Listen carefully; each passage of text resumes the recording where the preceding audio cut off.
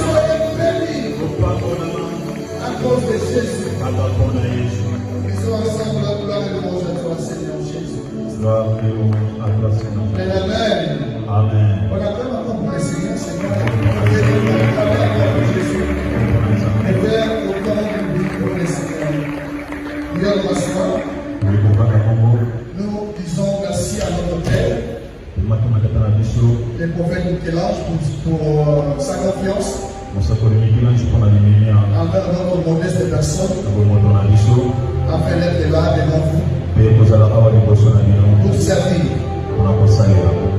Là où il est de la grâce du Seigneur, et que l'amour et la paix de Christ l'accompagnent. Amen. Amen. Est-ce que tu peux t'élever saluer cette personne? Salut cette personne. Shalom, comment ça va? Comment était ta journée? Qu'est-ce que le Seigneur a fait pour toi? Qu'est-ce qu'il a accompli pour toi? Vous savez, notre Dieu, dans sa volonté parfaite, il ne veut que notre bonheur.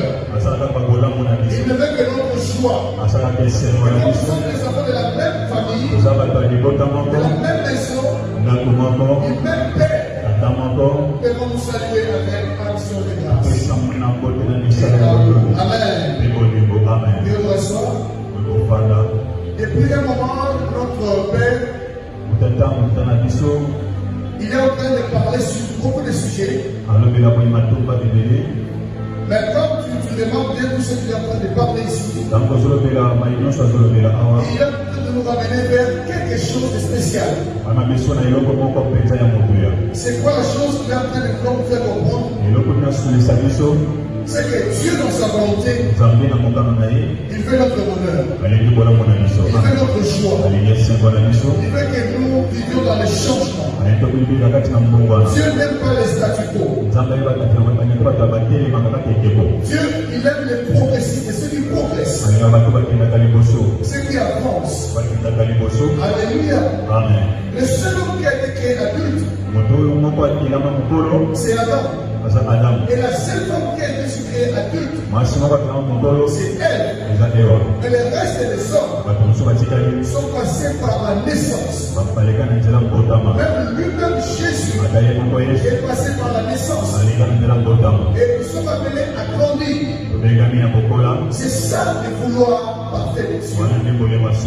Que nous grandissions, que nous avancions dans tout ce que nous faisons, dans tout ce que nous pensons. Nous sommes appelés à avancer. Je m'adresse à un peuple qui est appelé à avancer. Je m'adresse aux gens qui sont appelés à avancer. Les personnes qui sont censées aller de l'avant. Laisse-moi te rappeler ce soir. Tu n'es pas appelé à rester tel que tu es. Remarque bien, depuis que tu es né, tu n'es pas resté bébé. Mais tu as grandi. Et tu as plein de grandir. Ce n'est pas seulement la croissance physique. Et le Seigneur désire dans ta vie. Lorsqu'il y a une croissance dans tous les différents domaines de ta vie. Tu travailles quelque part. Tu dois monter en promotion. J'annonce aux personnes qui travaillent, qui sont là. Elles sont appelées à monter en promotion. Je crois ce que je suis en train de proclamer.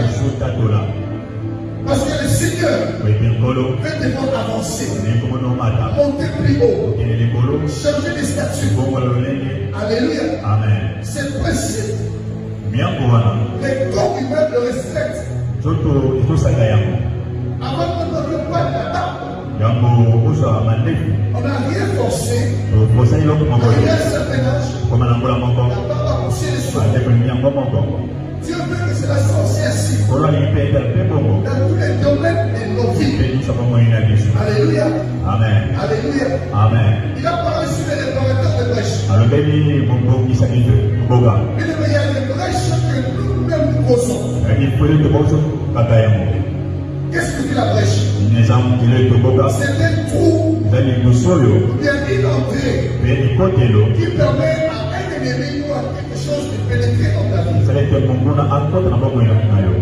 peut être un trou ou une porte qui C'est aussi une brèche. Alléluia. Amen. Alléluia. Amen. Il a dit que Dieu répare les brèches.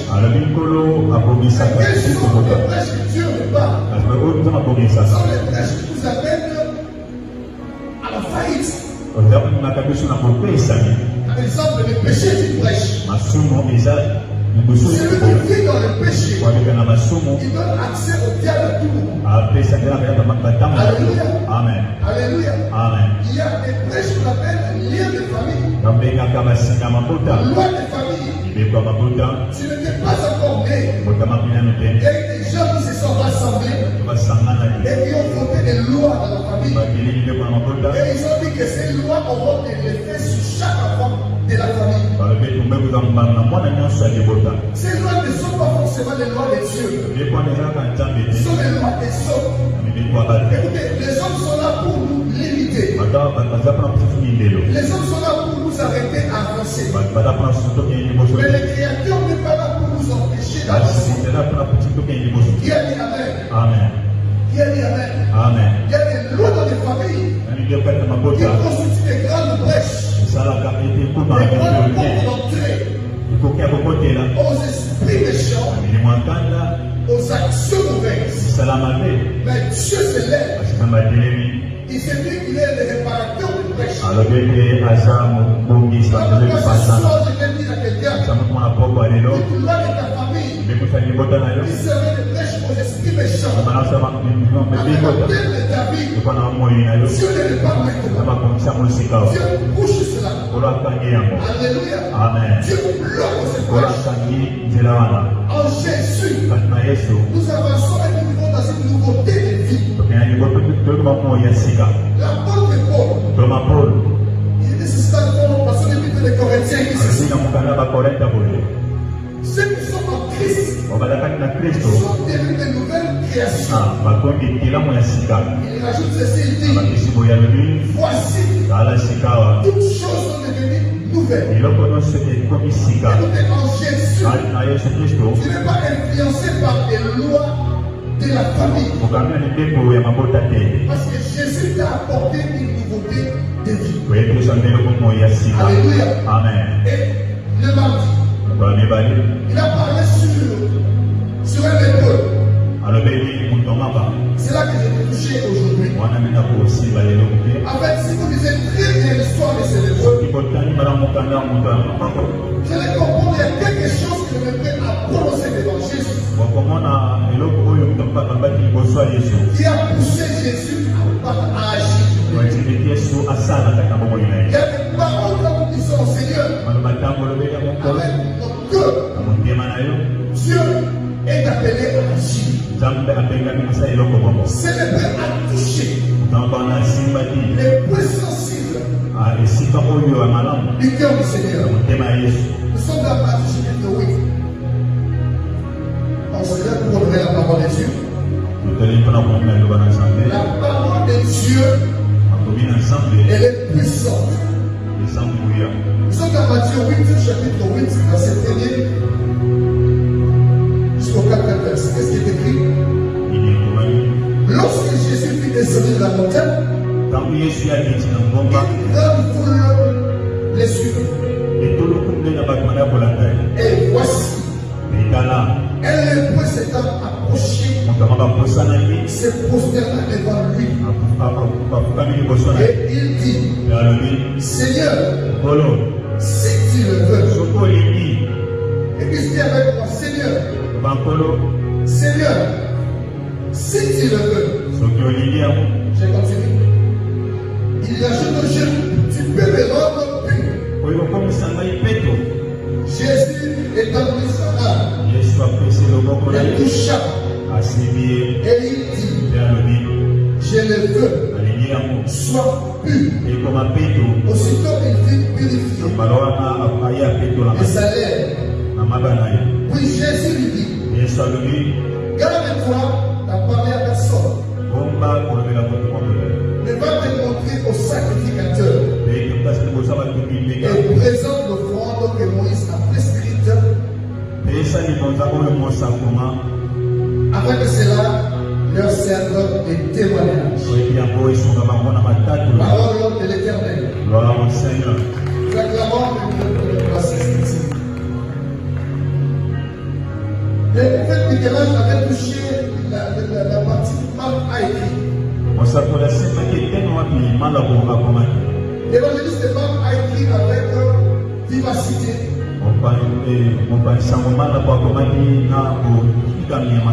Et il a touché directement les points sensibles. Ici, Matthieu, il est en train d'expliquer. Tout doucement, il est à sa fin. Alléluia. Amen. C'est le peuple. Même pas les premiers à avoir la lettre dans la Bible. La lettre a commencé bien avant lui. Notre Père a expliqué c'est quoi la lettre. C'est une maladie très dangereuse. Ça touche la peau de l'homme. Ça s'arrête pas à la peau. Mais ça va jusqu'à la chair de l'homme. Ça coupe les orteils, ça coupe les doigts de l'homme. La lettre peut couper ton nez.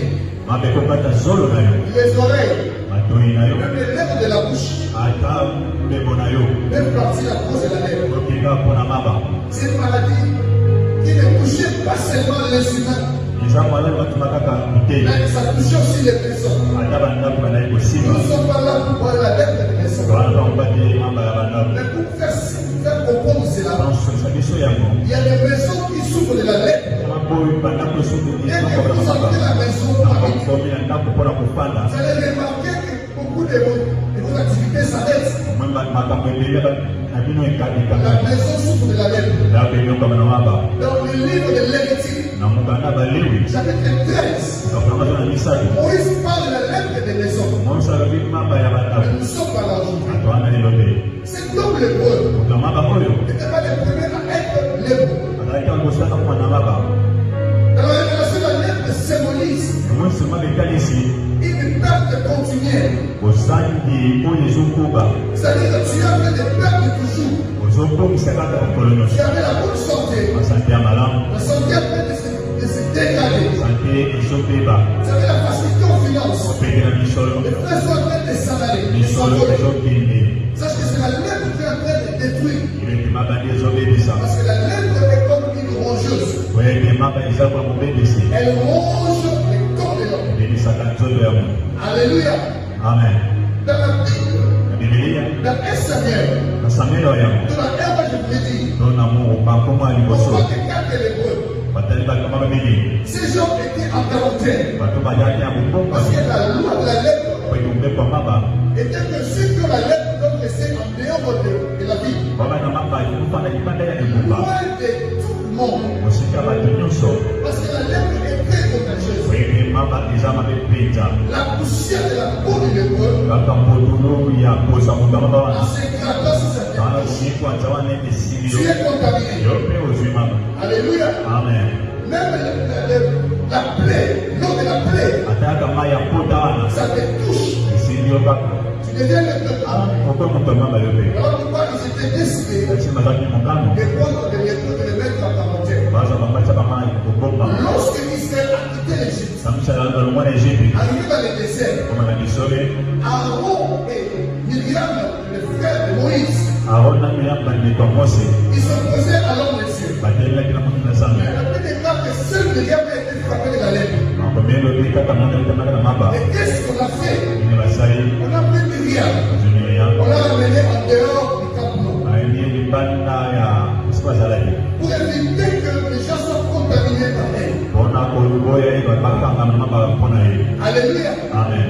La lettre est très dangereuse. Il y avait une exception à Israël. C'était les sacrificateurs. Ces gens pouvaient toucher les lépreux sans se faire contaminer. Et Dieu avait fait que les sacrificateurs soient reconnus comme les médecins de l'époque. Aujourd'hui, les sacrificateurs, ce sont les hommes de Dieu. Comme nous ici à la ville d'Arabe, les sacrificateurs, c'est les prophètes Michel-Ange. Tu peux avoir la lettre dans la finance, la lettre dans le travail. Quand tu commences un travail, tu peux être licencié. Quand tu commences une fiançaille, ça s'arrête en cours de route. Rien n'avance dans ta vie. Tu te rends compte comme si tu vis en quarantaine. Sache que c'est la lettre qui a raison. Il y a un sacrificateur qui est établi ici. Il suffit de le voir et qu'il te consulte. Car selon la loi, sur la lettre, c'est seulement les sacrificateurs qui peuvent dire que la personne a la lettre ou la personne est guérie de la lettre. Donc c'est pour dire que l'homme est sur notre table qui est établi ici. Il a reçu de Dieu cette autorité, c'est pouvoir de prier sur nous concernant tous les différents domaines de nos vies. Alors je pose une question. Combien de fois si on voulait le voir dans son bureau pour exposer les cas de Caleb? Alléluia. Vous savez, il y a des choses qui ne peuvent être résolues que par l'homme de Dieu. Toi tu peux prier, tu peux gêner, mais il faut la touche de l'homme de Dieu. Dans un Samuel, Anne priait, elle faisait des efforts. La Bible déclare que son mari Elkana lui donnait la double portion des efforts. Donc elle donnait plus que sa femme bénie. Après tous ces efforts, après ses prières, elle n'a pas reçu gain de cause. Il fallait la touche du sacrificateur Eli. Les jours où les sacrificateurs ont parlé, c'est les jours où Dieu a existé. Il y a des choses, il y a des domaines de la vie où il faut l'intervention de l'homme de Dieu. L'intervention de ton pasteur. C'est très important. Quand tu vois quelque chose en ta vie qui n'avance pas, sache que c'est la lettre. La chose cherche à te placer en quarantaine. Mais il suffit de rencontrer l'homme de Dieu. C'est lui qui est établi ici. L'homme de l'église. Et il prie pour toi. Tu verras la solution. Qui a dit Amen. Qui croit cette parole? Qui croit ce que je dis? Et elle s'appelle dit Amen. Amen. Amen. Amen. Ne vous y trompez pas. Il y a des choses qui sont réservées à l'homme de Dieu. Il y a des solutions qui sont réservées à l'homme de Dieu. Tout comme dans la maison de cette famille, il y a des charges qui sont réservées au papa. Si lui n'agit pas, il n'y a pas de solution. Alléluia. Amen. Chaque maison, chaque famille a son père. Et qui dit père, il responsabilité. Alléluia. Amen. Alors cet homme était en train de chercher Jésus. Il était en quarantaine. Mais il devait chercher celui qui pouvait le guérir. La loi était là. La loi parlait que le sacrificateur, c'est lui qui doit consulter. C'est lui le médecin de l'épreuve. Mais qu'est-ce qui fait que cet homme ne peut pas aller vers le sacrificateur? Alléluia. Amen. J'ai parlé des quatre lépreux qui étaient à Samarie. Il y avait la famille dans la ville. La ville était assiégée par les Syriens. Ils se sont dit entre eux, si nous entrons dans la ville, nous ne serons pas bien accueillis. Mais si nous allons faire de la place, peut-être que les Syriens auront de la clémence envers nous et pourront nous accueillir. Alléluia. Alléluia. Ces gens, vous connaissez l'histoire. Ce qu'ils ont fait, ils se sont mis en marche pour aller vers dans les Syriens. Nous ne sommes pas là. Mais nous sommes dans ce que ces lépreux a fait dans Israël. Jésus, il était sur la montagne. Il était un homme de montagne. Il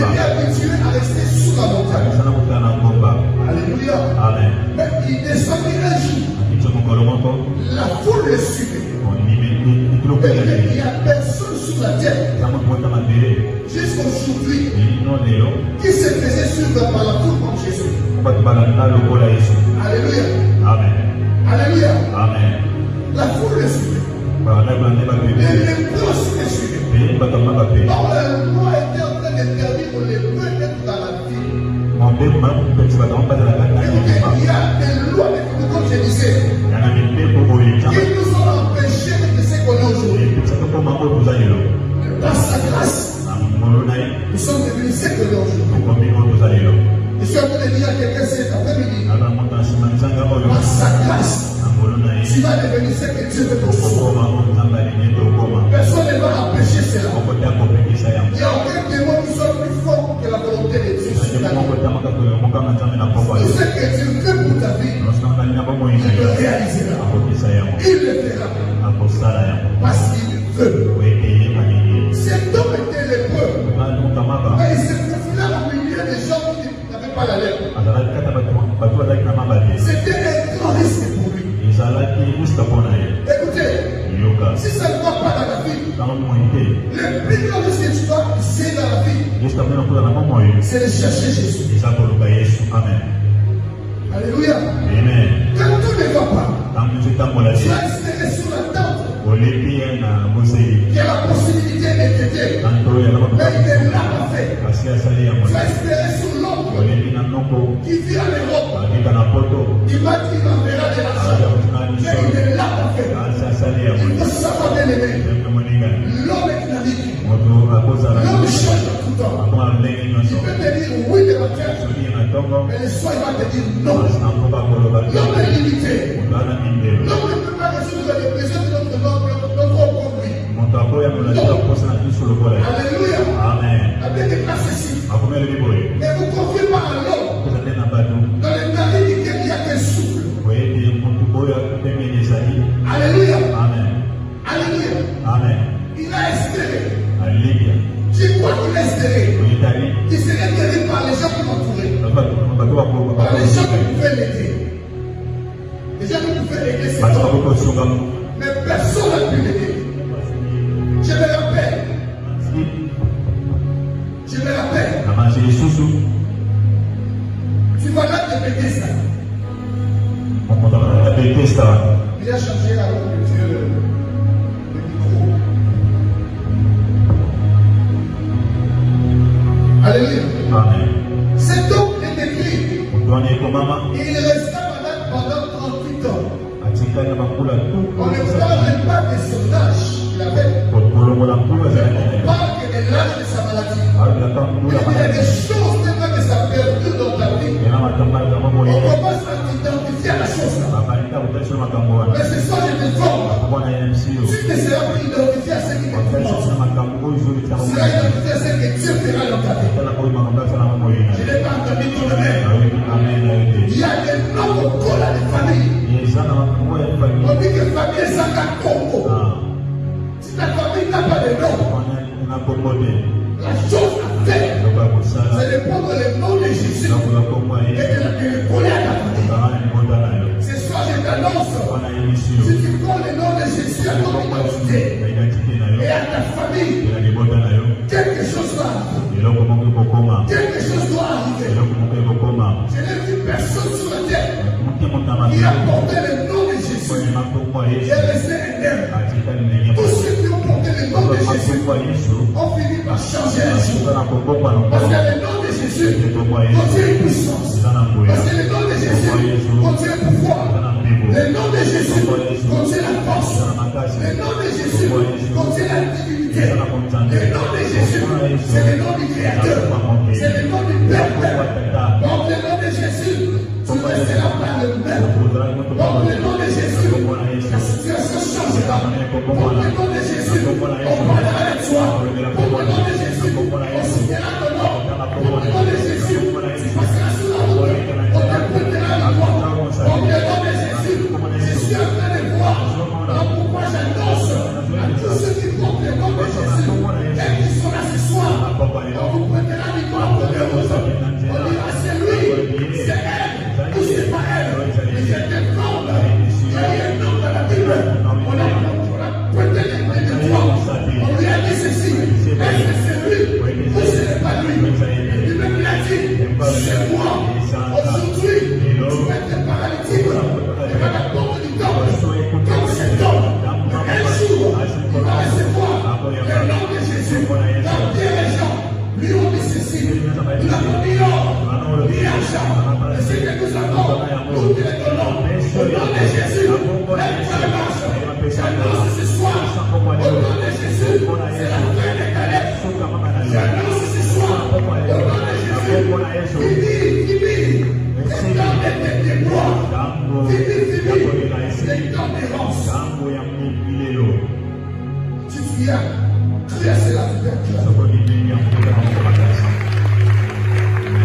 Alléluia.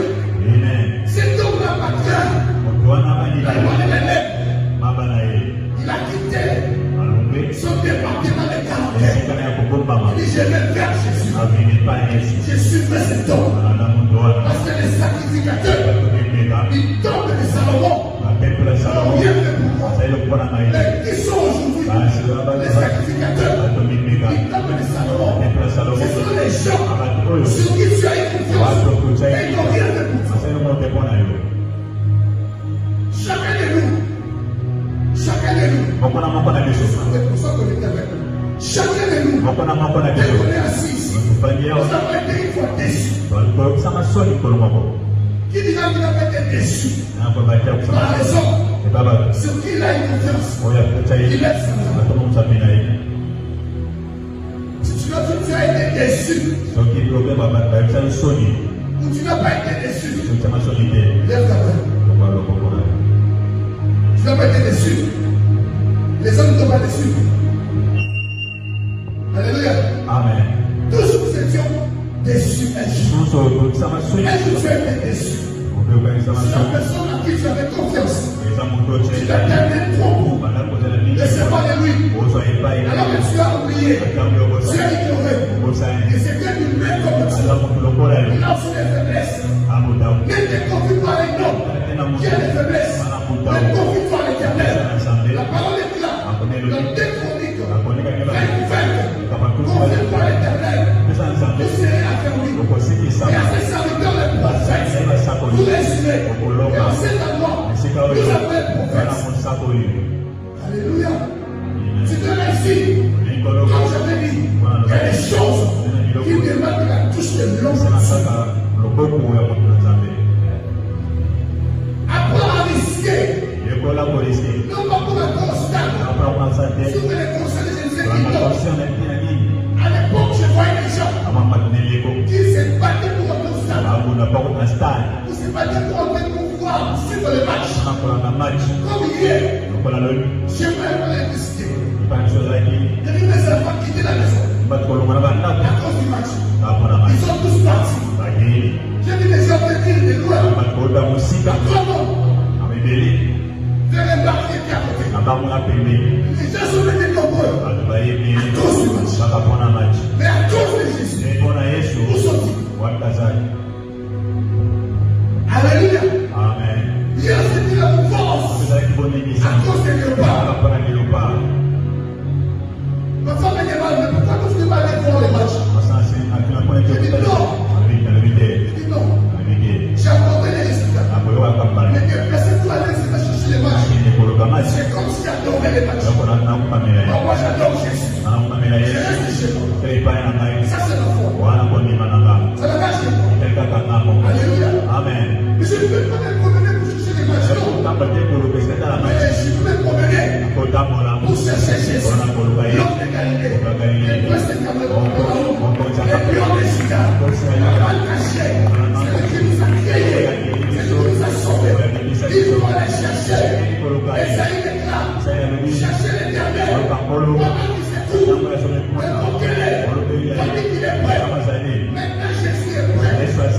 Combien de fois nous l'invoquons? La vie chrétienne, la marche avec Dieu, c'est une marche de décision. Qu'est-ce que tu décides dans ta vie? Tu vas suivre qui? Jésus ou le monde? Que le Seigneur fasse que les jours du match ne pas comme les jours de culte.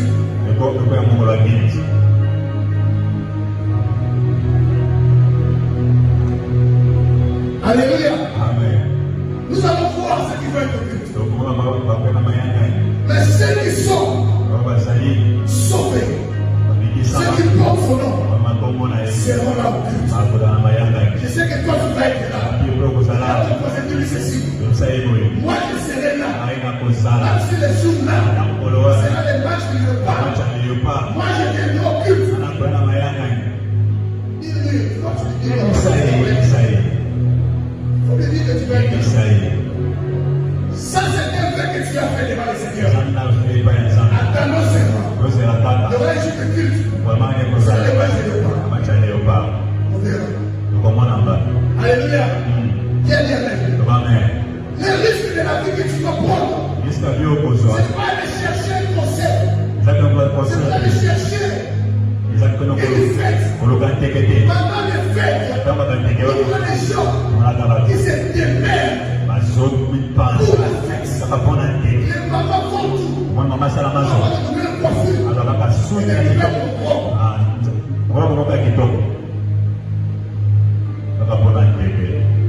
Alléluia. Amen. D'ailleurs, moi, à la maison, j'ai un verset que je vais donner. À chaque fête, une nouvelle robe. Alléluia. Ce n'est pas mauvais. Mais pour nous aussi, pour aller chercher Jésus, pour aller chercher le roi, pour aller chercher celui que tu vas rencontrer, il te laissera la main vite. Tu peux aller voir ton homme qui est député. Tu te lèves de 1000 francs. 10 dollars de transport. Et quand tu vas contre Jésus, tu ne verras plus de dollars. À ta place, tu vas venir. Tu vas venir pour Jésus. Il peut servir plus qu'un député. Il peut donner plus qu'un roi de la terre. Parce que le roi des rois, il a risqué. On pouvait les capturer. Et les amener à quarantaine. Mais écoutez une chose. Il avait un privilège. Cet homme de l'épreuve. C'est que les gens avaient peur de lui. Les gens avaient peur de lui approcher. À cause de sa lèvre. Donc il était libre d'avancer vers Jésus. Écoutez, quand tu as commencé la vie chrétienne, on t'a empêché de prier. On va donner dans la vie chrétienne. On te laissera libre. C'est le moment propice. Alléluia.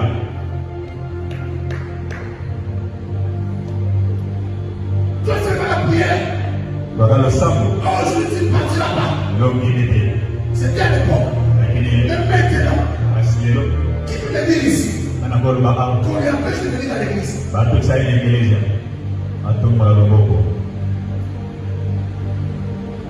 Quand on t'empêche de venir à l'église, tu t'es forcé pour venir. Et quand on t'empêche plus, tu t'es forcé pour venir. Tu deviens le chrétien souverain. Il apparaît le dimanche. Et l'ennemi, il passe sur l'eau. Il apparaît le monde dimanche. Quel type de chrétien es-tu? Dans cet homme de l'épreuve, il avait une qualité, la persévérance et résistance. Il avait pris sa maladie. Écoutez, on ne parle pas du nom de l'année qui a fait la lèvre. On a tous les orteils et pieds. Donc il marchait avec difficulté. Et avec cette difficulté, il s'était forcé pour atteindre Jésus. Si tu n'as pas les vêtements, tu n'as pas, je sais quoi, pour venir au culte, il faut soit les venir. C'est une lèvre qui te dérange. Et en venant dans sa présence, la lèvre va s'arrêter. Amen. Alléluia. Elle va s'arrêter. Il s'est faufilé. Mais quand il arrive devant Jésus, il arrive devant Jésus. Tout le monde regardait. Écoutez, quand tu es dans la présence de Dieu, les gens prient. Mais il y a des gens qui ne prient pas. Les esprits ne prient pas. Ils les regardent. Tu vas dire quoi à Jésus?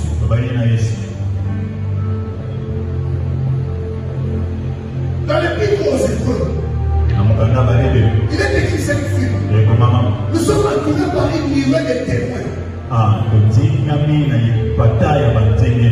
Quand tu franchis la porte de l'église, il y a des gens qui te voient de l'extérieur. Ils disent qu'il est entré. Il est entré à l'église. On verra ce qu'il dira son Dieu. Les gens sont devenus très distraits. Dans la présence de Dieu. Donc, donne les requêtes de prière. Parle à Dieu. Prie ton voisin. Adresse-toi à Dieu. Un musicien dit ceci. Quand je chante pour Dieu, je ne chante pas pour le public. Je chante pour moi et Dieu. Quand tu viens au culte, ne viens pas pour ton voisin.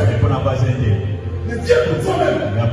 Parce que c'est que tu endures, c'est que tu souffres. Ton voisin ne souffre pas. Il ne l'endure pas. C'est toi qui vis ça. Alors examine-toi bien et concentre-toi. Parle avec Jésus. Alléluia. On a laissé les preuves face à notre Jésus. Comme on dit à l'Italie, Fala.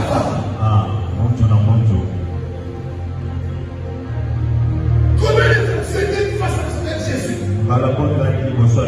où tu n'as rien parlé? Il y a des gens qui croient prier, mais qui ne disent rien. Qui ne disent rien à Dieu. Alléluia. Amen. Alléluia. Amen. Il était là devant le Seigneur, devant Jésus. La foule le voyait. La foule le regardait. Jésus est là devant lui. Il dit Jésus. Jésus. J'aime sa façon de parler. Dieu est un être de prière. Dans la présence de Dieu, tout mouvement, tout acte, toute action, tout geste est une prière.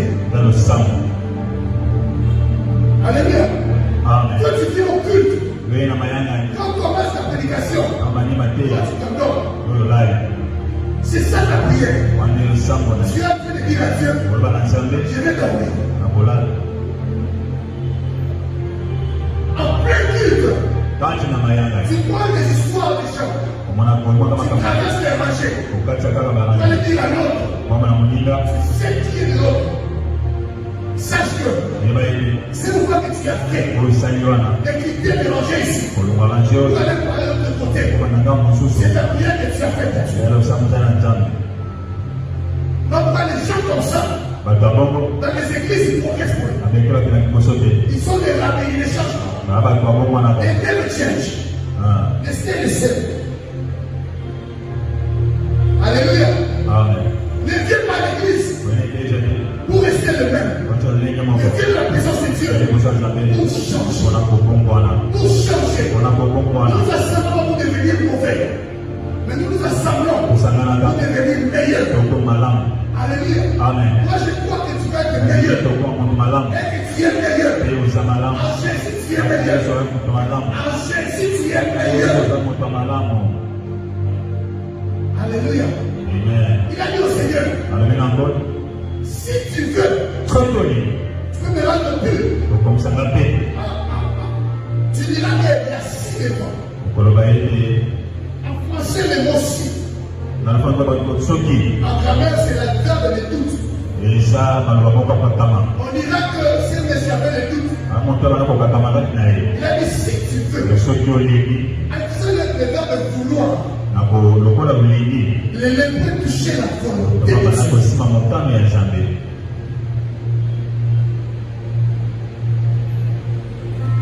Le roi David a dit ceci.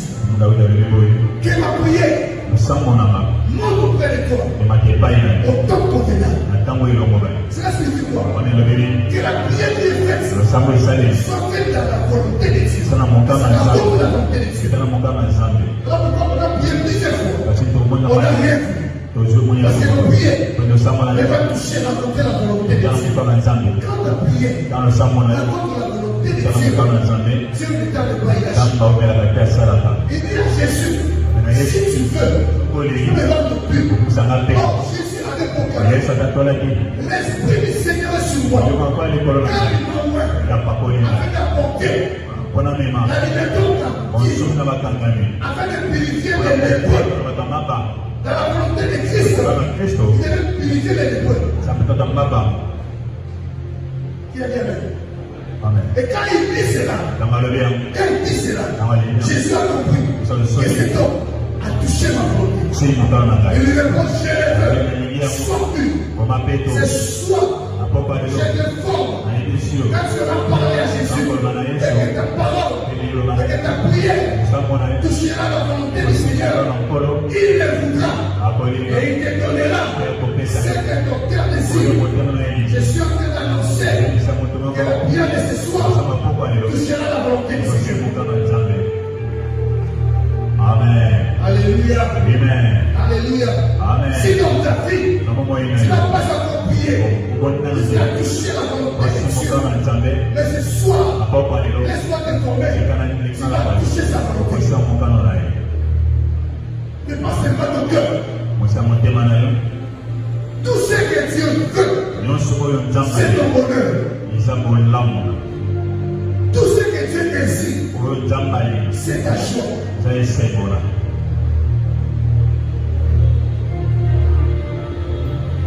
Le psaume déclare ici.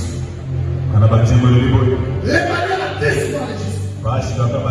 L'éternel a délivré de tout ça. Pourquoi il s'appelle? Parce que Dieu veut le bonheur des justes. Et ce soir, nous sommes en train de voir dans cette grande salle, cette grande église, je vois plusieurs justes qui sont là. Toi, tu es injuste. Ah, tu es juste dès que tu es. Nous sommes rassemblés comme les justes. Et quel est ce malheur? De perdurer sans que l'Éternel puisse nous délivrer. Quel est ce malheur? De perdurer. Quel est le malheur qui te dérange? Ce soir, tu vas dire à Jésus, si tu veux, donne-moi un mariage. Si tu veux, donne-moi ce voyage. Si tu veux, donne-moi cet emploi. Si tu veux, donne-moi cette promotion. Si tu veux, fais-moi ton serviteur. Si tu veux, fais-moi ta servante. Si tu as Jésus, si tu veux, fais-moi millionnaire. C'est le même monsieur. C'est une prière. Alléluia. Là, nous sommes assis devant nous. Nous allons prier. Tout ce que tu diras à Jésus ce soir, tu devais dire ceci. Si tu veux, fais telle chose pour moi. Si tu veux, fais telle chose pour moi. Si tu veux, fais telle chose pour moi. Je te vois que Jésus le veut. Nous allons prier. Nous allons prier. Les musiciens vont chanter. Nous allons prier. Servez ta ceinture. Bien ton Père. Nous allons prier. Parce que l'objectif de ce moment-ci, que notre Père a commencé, c'est qu'à chaque prédication, nous devons nous fondre en prière. Nous devons prier. Et ce soir, nous allons prier. Là, c'est ferme des yeux. Là, c'est ferme des yeux. On va parler à Jésus. Dis à Jésus. Si tu le veux. Si tu veux. Si tu veux. Garde les yeux. Sois concentré. Ce soir, il attendra les cris de ton cœur. Ce soir, il va te répondre. Que tout le monde se lève. Ceux qui ont besoin de Christ se lèvent. Que tout le monde se lève. Les yeux sont fermés. Les yeux sont fermés. Jésus le veut. Il veut ton bonheur. Il veut ta joie. Il veut ta force. Il veut ta réussite. Ne t'occupe pas du voisin. Le voisin t'a yoté. C'est toi seul. Devant Jésus. Alors quelle est ta situation? Il termine comme un lèvre. Il est comme un lèvre. Il ne finit pas. Des années. C'est la même chose. C'est le prêtre fatigué.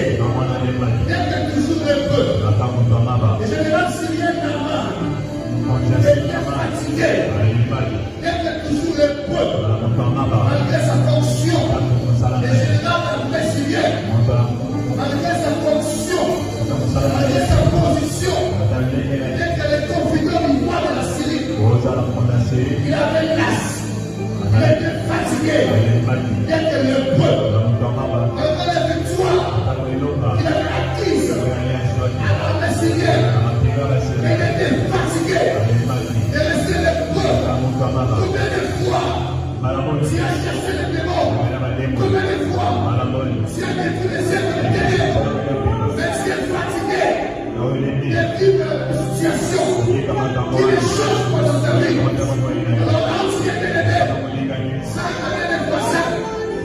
Le nom de Jésus. Ouvre ta bouche.